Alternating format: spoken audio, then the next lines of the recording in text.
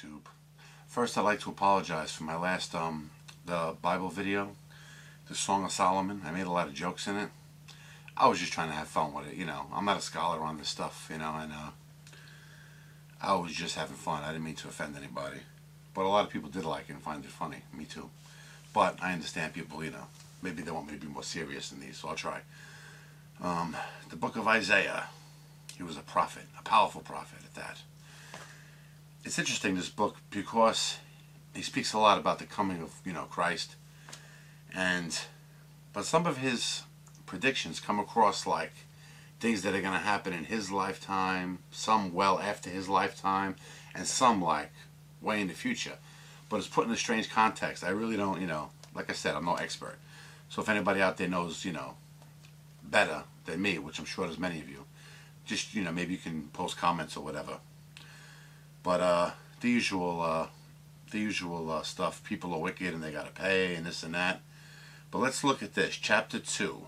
Let me read 2, 3, and 4. You see this, the heading on this one says, Isaiah, he prophesies the coming of Christ's kingdom. But to me, this sounds more like the second coming of Christ. And like I said, forgive me if I'm 100% wrong, but I'm just telling you, and I'll get to the part. Let me just read 2 and 3, then I'll get to 4. That's the one that makes me think that. And it shall come to pass in the last days that the mountains of the Lord's house shall be established on top of the mountains. The mountain on top of, yeah. And shall be exalted over the hills, and all nations shall flow into it, or unto it, excuse me. And people shall go and say, Come ye, and let us go to the mountain of the Lord, to the house of the God of Jacob. And he will teach us of his ways, and he will walk in his path. For out of Zion shall go forth the law, and the word of the Lord of Jerusalem. Now watch, this part here makes me think it's in the future, not like something that happened already. And he shall judge among the nations, and shall rebuke many people. And they shall beat their swords into plowshares, and their spears into pruning hooks. Nation shall not lift up sword against nation, neither shall they learn war any more.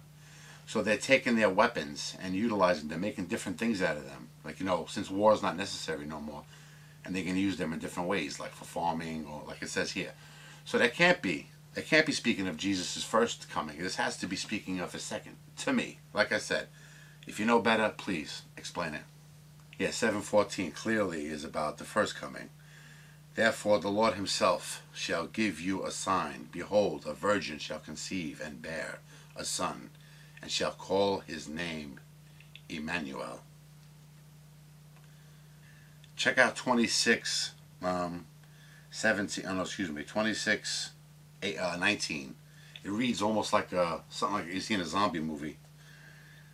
Thy dead men shall live, together with my dead body shall they arise. Awake and sing, ye that dwell in dust, for thy dew is as the dew of herbs, and the earth shall cast out the dead. You can see that at the beginning of a zombie movie. And the earth shall cast out the dead. You know, and then down the credits. This one was interesting too. Look. 38:8. Behold, I will bring again the shadow of the degrees, which is gone down in the sundial of Ahaz, 10 degrees backwards. So the sun returned 10 degrees, by which degrees it was gone down. What does that mean exactly? Like he turned back time, or made the sun like reposition? Like I said, you know, it's hard to interpret some of this stuff, but I don't know. Getting back to movies, check out this one. It's 13, starting at 9. Behold, the day of the Lord cometh, cruel both with wrath and fierce anger, to lay the land desolate, and he shall destroy the sinners thereof out of it. For the stars of heaven and the constellations thereof shall not give their light. The sun shall be darkened in his going forth, and the moon shall not cease. And the moon shall not cause her light to shine. Here's the best part. And I will punish the world for their evil, and the wicked for their iniquity. And I will cause the arrogancy of the proud to cease, and I will lay low the haughtiness of the terrible.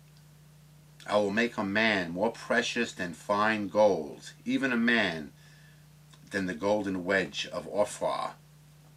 Therefore I will shake the heavens, and the earth shall remove out of her place. Remember that line. The earth shall remove out of her place in the wrath of the Lord of hosts, and in the day of his fierce anger. Well, there's more, but check out that. The earth shall be moved. Like we all know, most of us, that at one time the poles were in different locations on the earth. You know, there used to be oceans where there wasn't oceans, and vice versa. You know, so something caused the earth to, like, you know, do one of those. Yeah, that was very scientific. Anyway. But you see the point. Like, could that happen again? Like, is that what's going to happen on, you know, December 21st, 2012? I predicted a world quake. But could something happen just like almost instantly, where the world just goes bloop, and like it says here, the earth's going to move out of its place? It just makes you think. We don't know what's going to happen that day. The world's going to be bombarded by crazy forces, you know, with the planetary alignment and all that. But know what's interesting about that? It ties in here too. Like, man is going to be precious again. You know why? It's like right now there's so many of us, right? I mean, billions and billions and billions, overcrowded. Imagine in such a terrible event like that, you might actually, if that really happened, where the whole world experienced like a worldquake all at once, and the world like kind of shifted like suddenly, like that fast. You know what I'm saying? Man, it's gonna wipe out like 99 point something % of the world, like instantly. Like nobody on Earth, especially if we're on the ground, could possibly withstand such forces.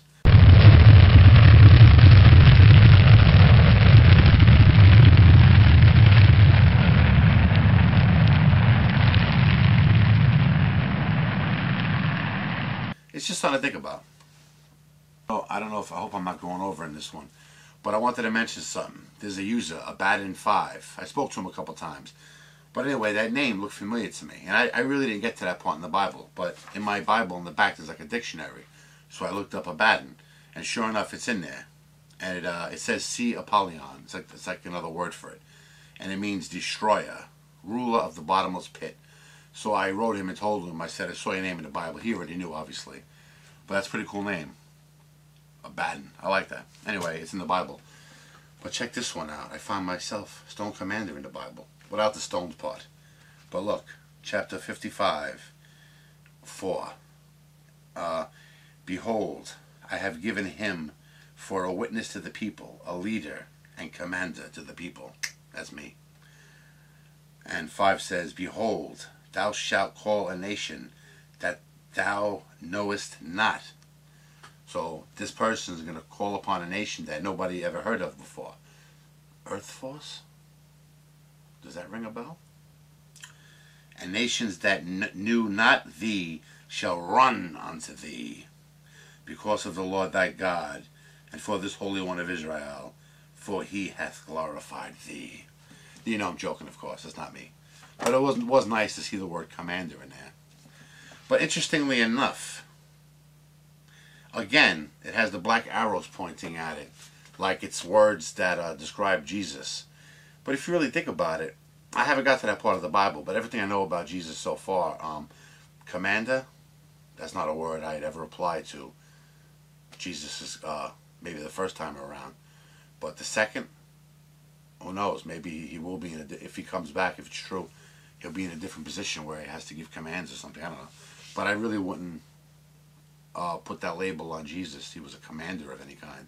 So again, is that talking about the second coming? Or I don't know. Anyway, take care. See you next time.